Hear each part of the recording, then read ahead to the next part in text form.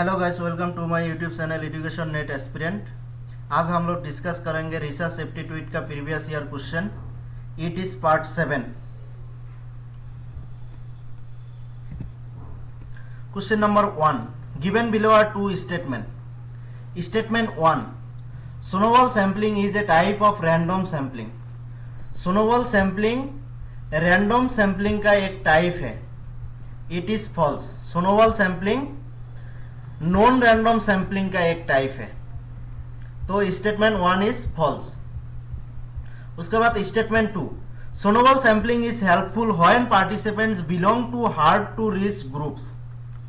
सोनोवॉल sampling helpful है जब participant तक जाना कठिन हो सकता है, पार्टिसिपेंट तक पहुंचना कठिन हो सकता है, तब सोनोवॉल सैम्पलिंग हेल्पफुल है।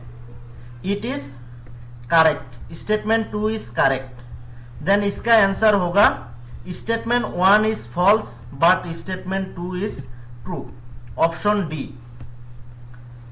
उसके बाद question number 2, a process in which scientific research and ideas are evaluated by experts of the field is called.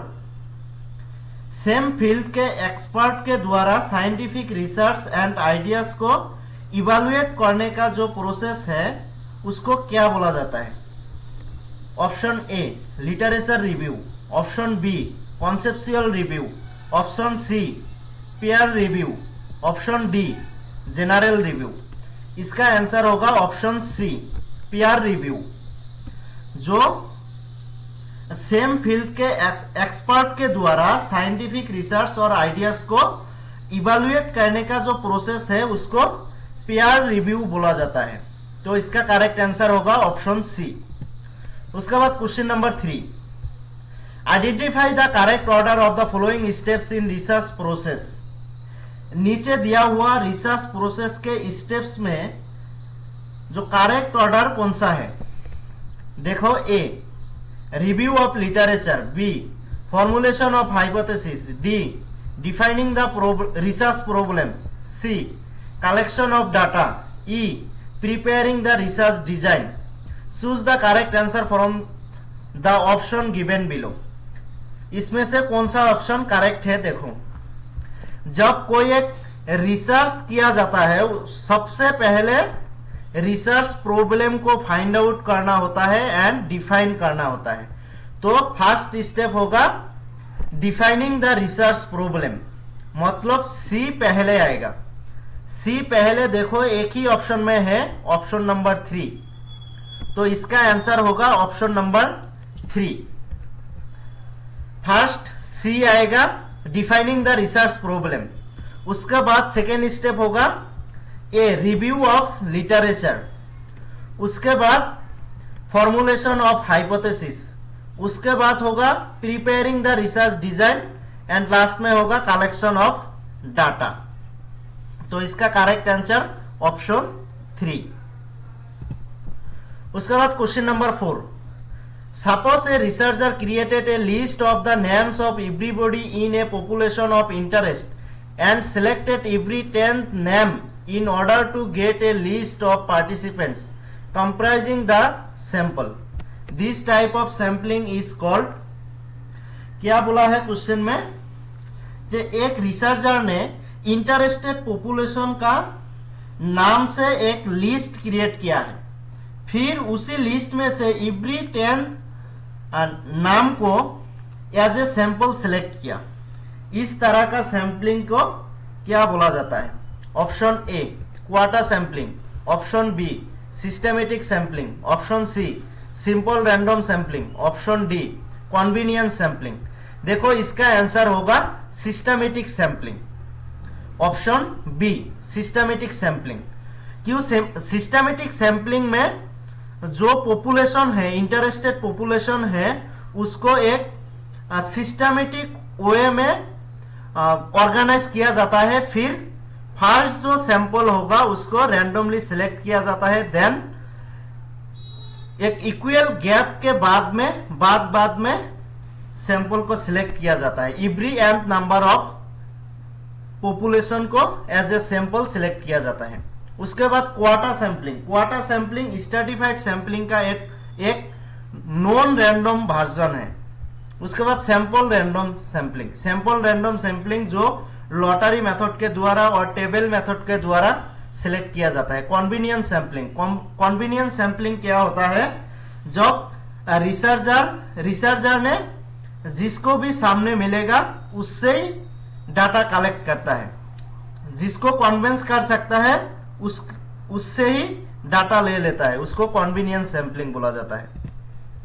उसके बाद question number 5, given below are two statement. Statement 1, ANOVA is essentially a procedure for testing the difference among the different group of data for homogeneity. Statement 1 is correct. It is correct. Statement 2, using ANOVA, one can draw the inference about whether the sample have been drawn from population having the same mean. It is also correct. इसका answer होगा option A. Both statement 1 and statement 2 are true. उसका बाद question number 6, question number 6,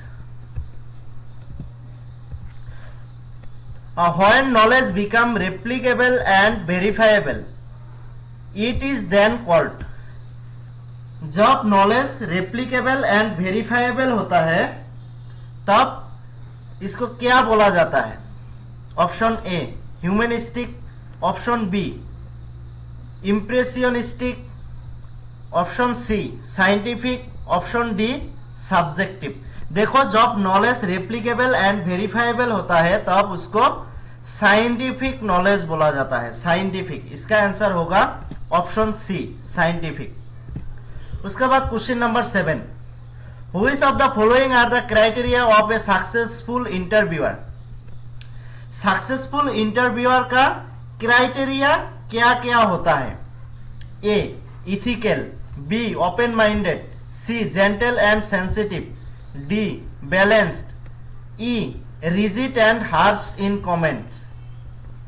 देखो, इसमें से जो successful interviewer है वो लोग रिजिड इन कमेंट्स नहीं होता है, हार्श इन कमेंट नहीं होता है, rigid and harsh in comment नहीं होता है। तो ऑप्शन ई नहीं आएगा। ई नहीं आएगा मतलब देखो, तीनों ऑप्शन में ई है, 2, 3 एंड 4, ये तीनों ऑप्शन में ई दिया हुआ है। तो इसका आंसर होगा option number 1, A B C and D. एक सक्सेसफुल इंटरव्यूअर को इथिकल होना चाहिए, ओपन माइंडेड होना चाहिए, जेंटल एंड सेंसिटिव होना चाहिए एंड बैलेंस्ड होना चाहिए। तो इसका correct answer option 1, A B C and D only. Question number 8, which of the following are the ethical problems in research. नीचे दिया हुआ कौन कौन सा रिसर्च का इथिकल प्रॉब्लम्स है? ए प्लेगरिज्म, बी कोअर्शन, सी बेनिफिसेंस, डी फिडेलिटी। इसमें से कौन कौन सा रिसर्च का इथिकल प्रॉब्लम है? देखो, इसमें से जो डी है फिडेलिटी, ये इथिकल प्रॉब्लम नहीं है। तो डी तीनों ऑप्शन में है, 2, 3 एंड 4, ये तीनों ऑप्शन में डी है। तो इसका आंसर होगा ऑप्शन 1, ए बी एंड सी। जो प्लेगरिज्म, कोअर्शन एंड बेनिफिसेंस है, ये तीनों रिसर्च का इथिकल प्रॉब्लम्स है। उसके बाद question number 9, given below are 2 statement. Statement 1, for open ended questions respondents can be produce their own answer without any restriction of length. जो open ended question है उसमें रेस्पोंडेंट्स को कोई रेस्ट्रिक्शन नहीं होता है, कितना लेंथ में आंसर देना पड़ेगा उसका कोई रेस्ट्रिक्शन नहीं होता है। वो खुद अपने तरह के आंसर दे सकता है। It is correct. Statement 2, the memory phenomenon of telescoping is not an issue in survey research. Telescoping का जो मेमोरी फेनोमेना है वो सर्वे रिसर्च का कोई इश्यू नहीं है। It is false. ये सर्वे रिसर्च का एक इश्यू होता है। तो इसका आंसर होगा option C, statement 1 is true but statement 2 is false. उसके बाद last question number 10। If you wanted to understand the theoretical reason that lead the researchers to conduct a project, you would read which section of their research article। मतलब क्या है, अगर आप समझना चाहते हो कि कौन सा थियोरिटिकल रीजन की वजह से रिसर्चर ने एक रिसर्च कंडक्ट किया है, देन रिसर्च आर्टिकल का कौन सा सेक्शन रीड करना पड़ेगा। देखो, option A abstract, option B introduction, option C discussion, option D reference. इसका आंसर होगा ऑप्शन बी। थियोरिटिकल रीजन जानने के लिए इंट्रोडक्शन पढ़ना पड़ेगा, तो इसका करेक्ट आंसर होगा ऑप्शन बी। आज के लिए इतना ही। अगर वीडियो अच्छा लगा तो like, share, comment and subscribe भी करना। Thank you.